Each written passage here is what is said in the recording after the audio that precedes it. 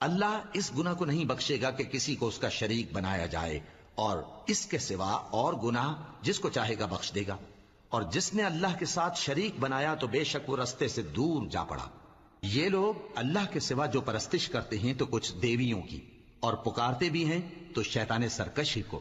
جس پر اللہ نے لعنت کی ہے، اور وہ اللہ سے کہنے لگا میں تیرے بندوں سے غیر اللہ کی نیاز دلوا کر مال کا ایک مقرر حصہ لے لیا کروں گا، اور ان کو گمراہ کرتا اور انہیں امیدیں دلاتا رہوں گا، اور یہ سکھاتا رہوں گا کہ جانوروں کے کان چیرتے رہیں، اور انہیں سمجھاتا رہوں گا، تو وہ اللہ کی بنائی ہوئی صورتوں کو بگاڑتے رہیں گے۔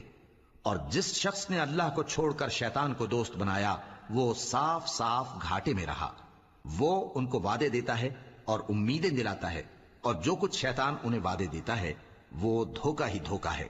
ایسے لوگوں کا ٹھکانہ جہنم ہے، اور وہ وہاں سے کوئی راہ فرار نہیں پا